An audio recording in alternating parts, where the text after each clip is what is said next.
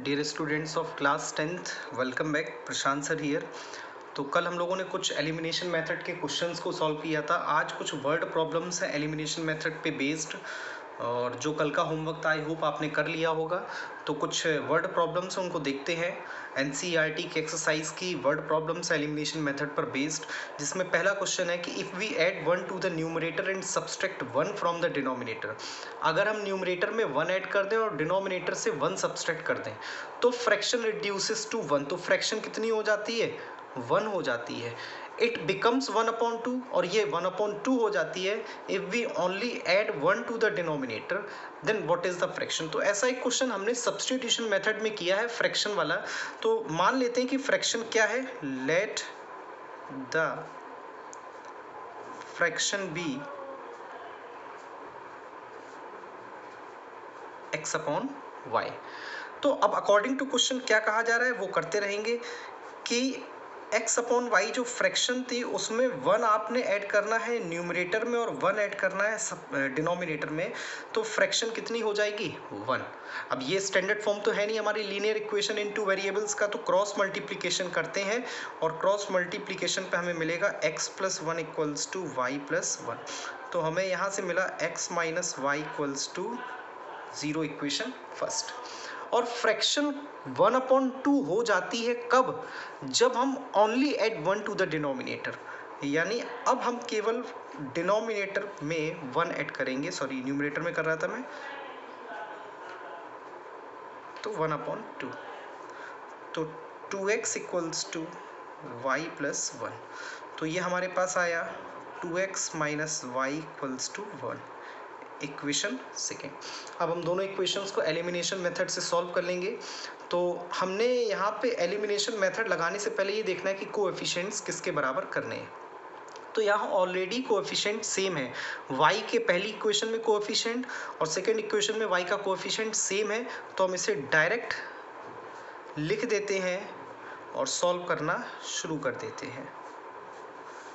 चूंकि साइन एक जैसे हैं तो माइनस कर रहे हैं, minus x equals to -1 which gives x equals to 1। x equals to 1 है तो y equals to 1 हो जाएगा, और यही आपकी x और y की वैल्यूज़ हैं। आप चाहें तो वेरिफिकेशन कर सकते हैं कि अगर फ्रैक्शन में x की वैल्यू 1 है, y की वैल्यू 1 है, तो फ्रैक्शन कितनी हुई? 1/1। अब इन्होंने कहा न्यूमरेटर में भी 1 ऐड कर दीजिए, डिनोमिनेटर में भी 1 ऐड कर दीजिए, तो कितनी बनी? 2/2 विच इज़ अगेन 1। और ये कह रहे हैं कि अगर जो फ्रैक्शन थी उसमें केवल डिनोमिनेटर में ही 1 ऐड करिए तो फ्रैक्शन 1/2 हो जाती है, यानी हमारा वेरिफिकेशन भी सही है। आई होप आपको क्वेश्चन समझ में आ गया होगा। अगले क्वेश्चन की तरफ आते हैं। अगला क्वेश्चन हमसे क्या कह रहा है? अगला क्वेश्चन है कि 5 years ago Noori was thrice as old as Sonu. ये फिर से एज रिलेशन का एक क्वेश्चन है। तो इस क्वेश्चन को हमने सब्स्टिट्यूशन मेथड से भी किया था, तो उसी टाइप का एक क्वेश्चन है। तो क्वेश्चन में देख लेते हैं कौन कौन है। क्वेश्चन में 5 years एगो Noori was thrice as old as Sonu. दो लोग हैं, एक नूरी है और एक सोनू है। तो हमने प्रेजेंट एज मान लेनी है नूरी की x ईयर्स और सोनू की y ईयर्स। मैं यहाँ पे लिख नहीं रहा हूँ, let the present age of, ये प्रेजेंट एज है, प्रेजेंट एज ऑफ नूरी, और ये प्रेजेंट एज ऑफ सोनू है। अब अकॉर्डिंग टू क्वेश्चन जो कहा जा रहा है उसके हिसाब से हम इक्वेशंस यहाँ पे फॉर्म करते रहेंगे। हमसे पहले कहा गया है कि 5 years एगो, तो हम पहले केस बनाते हैं 5 years एगो का, 5 साल पहले। 5 साल पहले नूरीज एज कितनी रही होगी? सीधी सी बात है, 5 साल कम हो जाएगी एज, तो x माइनस 5 years। सोनूज एज हो जाएगी y माइनस 5 years। अब क्या रिलेशन है? Noori was thrice as old as Sonu, तो Noori was thrice as old as Sonu. तो हम यहाँ पे इक्वेशन को सिंप्लीफाई कर लेते हैं। x minus 5 equals to 3y minus 15 which gives x minus 3y equals to minus 10. That is our equation first. अब क्या कहा जा रहा है, 10 years later, 10 साल बाद की बात कही जा रही है, तो हम यहाँ पे केस बना लेते हैं 10 years later का।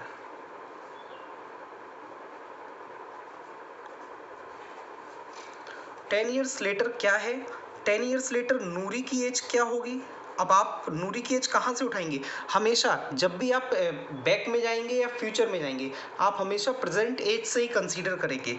तो नूरी हो जाएगी x प्लस 10 की, और सोनू हो जाएंगे y प्लस 10 के। यहाँ तक चीज़ आपको क्लियर हो रही होगी। अब क्या रिलेशन है कि 10 years later Noori will be twice as old as Sonu, यानी अब नूरी की एज सोनू की एज की डबल होगी, यानी ये बनेगा x plus 10 equals to 2y plus 20। तो ये बना x minus 2y equals to 10। That is our equation second. तो इक्वेशन फर्स्ट और सेकेंड में हम एलिमिनेशन मेथड लगाने जा रहे हैं। उसे लगाने से पहले हम चेक करेंगे कि इक्वेशन फर्स्ट और इक्वेशन सेकेंड में किस वेरिएबल के कोएफिशिएंट सेम हैं। अगर है तो ठीक है, नहीं है तो उन्हें सेम कर लेंगे। तो बाई चांस यहाँ पे ऑलरेडी इक्वेशन फर्स्ट और इक्वेशन सेकेंड में x के कोएफिशिएंट सेम है, तो मैंने यहाँ पे इक्वेशन फर्स्ट लिख लेनी है और इक्वेशन सेकेंड लिख लेनी है, और इसे माइनस प्लस माइनस कर दिया, ये कट गए हैं। माइनस के y equals to minus 20, y equals to 20 years. y कौन था, सोनू, यानी सोनू की एज आ चुकी है 20 ईयर्स। अगर सोनू की एज 20 ईयर्स है तो नूरी की एज आप कहीं भी y की वैल्यू रख दीजिए, 22 ज़ा 40, और माइनस के 40 वहाँ 10 के पास जाएंगे, प्लस हो जाएंगे, यानी सोनू की एज, नूरी की एज 50 ईयर्स आ गई। तो आई होप आपको क्वेश्चन क्लियर हो गया होगा। आगे बढ़ते हैं थर्ड क्वेश्चन पे। थर्ड क्वेश्चन अच्छा है, नया क्वेश्चन है हमारे पास। क्वेश्चन में कहा क्या गया, पहले वो पढ़ लेते हैं कि the sum of digits of a 2 digit number is 9।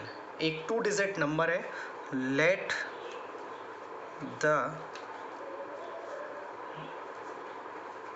2 digit number be XY। एक 2 डिजिट नंबर है जिसे हमने लेट कर लिया है XY, यानी ये 2 डिजिट है तो ये वंस पे है, ये टेंस पे है। अब दोनों डिजिट का सम कितना है, 9, यानी x plus y equals to 9। तो स्टूडेंट्स एक इक्वेशन तो हमारी फॉर्म हो चुकी है। यहाँ पे आप एक चीज़ ध्यान दीजिए कि अभी तक जितने भी वर्ड प्रॉब्लम्स के क्वेश्चन किए, उन सारे क्वेश्चंस में हमें कैसे भी करके 2 इक्वेशंस फॉर्म करनी होती हैं, क्योंकि पेयर है ये लीनियर इक्वेशन का, तो पेयर तो आपको बनाना ही है। यानी एक इक्वेशन हमने फॉर्म कर ली, अब दूसरी इक्वेशन फॉर्म करने के लिए बाकी की डेटा, बाकी की इन्फॉर्मेशन हमें दी गई है। अब इन्होंने कहा ऑल्सो 9 टाइम्स दिस नंबर। अब नंबर एग्जैक्टली है क्या, नंबर है XY, जिसमें y वंस पे है, x टेंस पे है। तो नंबर क्या बना, y into 1 plus x into 10, यानी ये नंबर बना है y प्लस 10x। अब इन्होंने कहा इसका 9 टाइम्स, तो 9 times of y plus 10x, 9 times this number is twice the number obtained by reversing the order of the digits. अब आपको डिजिट्स का ऑर्डर चेंज करना है, तो अभी आपके पास डिजिट क्या थे, XY, अब हो जाएंगे YX, यानी अब x आ गया वंस पे और y आ गया टेंस पे, तो इंटू 1 इंटू 10।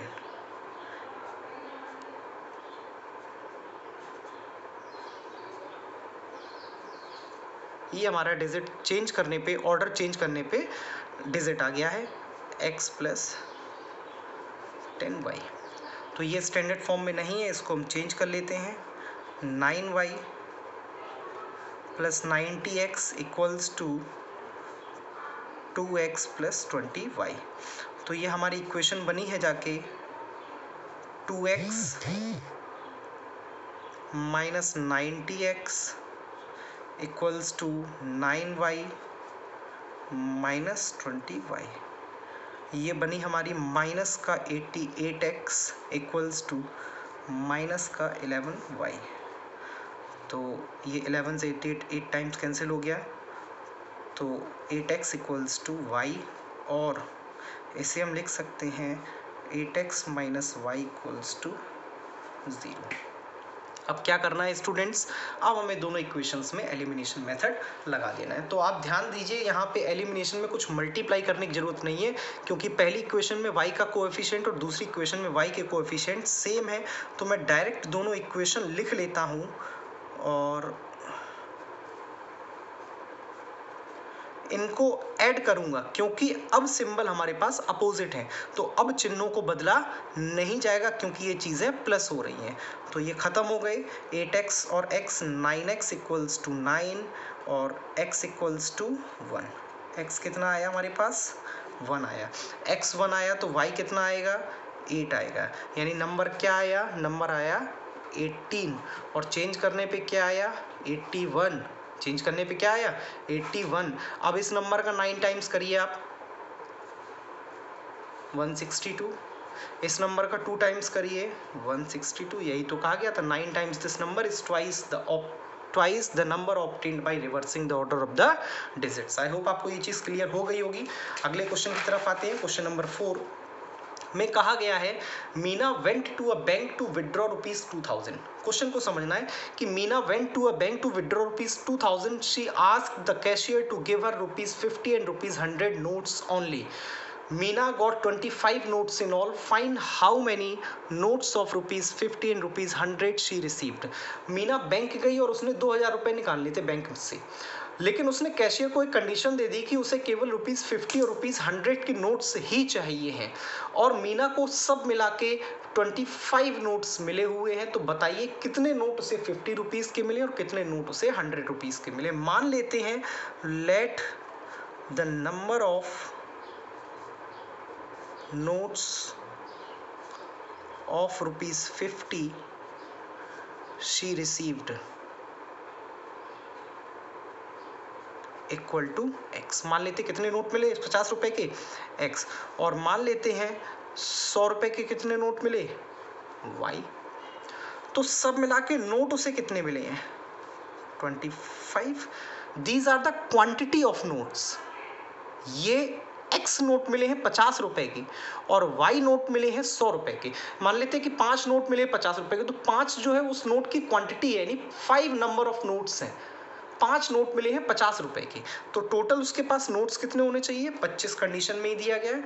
अब रुपए वो कितने निकाल रही है, टोटल 2000। अगर आपके पास 50 रुपए के 5 नोट है तो टोटल डिनोमिनेशन कितना होगा, 5 इंटू 50, यानी denomination into number of notes. x के उस 50 रुपए के उसे कितने नोट मिले, x, तो denomination into number of notes plus 100 रुपए के y इक्वल्स टू 2000। ये इक्वेशन थोड़ी सिंप्लीफाई हो सकती है 50 का डिवाइड करके, तो x plus 2y equals to 40, equation second. अब बड़ा सिंपल सा काम है, एलिमिनेशन लगाना है, तो दोनों इक्वेशंस लिख लेते हैं। x plus y equals to 25 और x plus 2y equals to 40, और एलिमिनेशन में कुछ मुझे मल्टीप्लाई करने की जरूरत नहीं, क्योंकि कोएफिशिएंट सेम है। माइनस करेंगे कि प्लस करेंगे, माइनस करेंगे, और माइनस करने में चिन्हों को बदल दिया जाता है। ये माइनस के y इक्वल्स टू माइनस के 15, तो माइनस खत्म हो गया, y आया 15। अब अगर स्टूडेंट्स y 15 है तो x कितना आएगा, ऑब्वियस सी बात है x 10 आएगा। यानी उसे 50 रुपए के 100 नोट मिले, 10 नोट मिले हैं, और 100 रुपए के 15 नोट मिले हैं।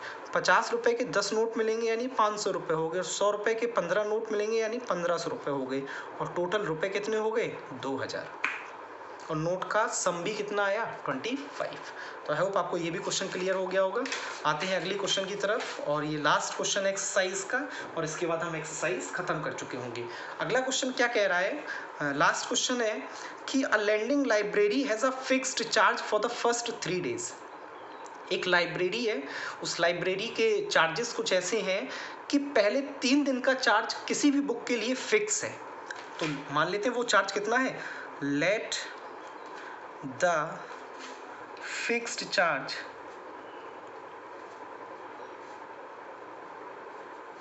Equal to x rupees. और ये फिक्स चार्ज कितने दिन के लिए?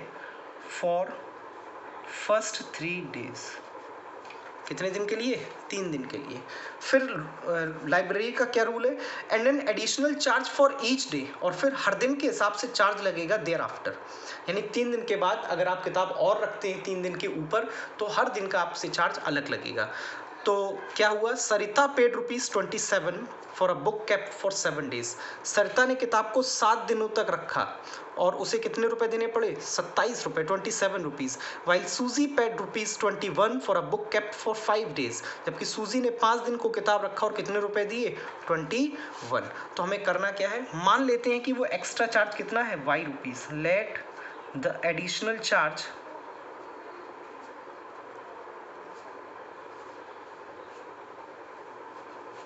Equal to Y rupees per day. प्रतिदिन का Y रुपीज़ है। अब बात करते हैं सरिता की। सरिता ने किताब को कैसे रखा है देखेंगे। सरिता ने किताब को 7 दिन तक रखा है, तो 3 दिन के तो ये पैसे हो गए। अब 4 दिन के पैसे कितने हुए? 4Y इक्वल्स टू, सरिता ने पेमेंट कितना दिया? 27। सूजी ने किताब कितने दिन रखी? 5 दिन। तो 3 दिन के तो ये पेमेंट हो गए, 2 दिन बचे हैं तो 2Y। बड़ा सिंपल है, एलिमिनेशन लगाना है, माइनस करना है। 2y इक्वल्स टू 6 और y इक्वल्स टू 3। अब y 3 है तो x आप निकाल सकते हैं, x आएगा 15 रुपीज़।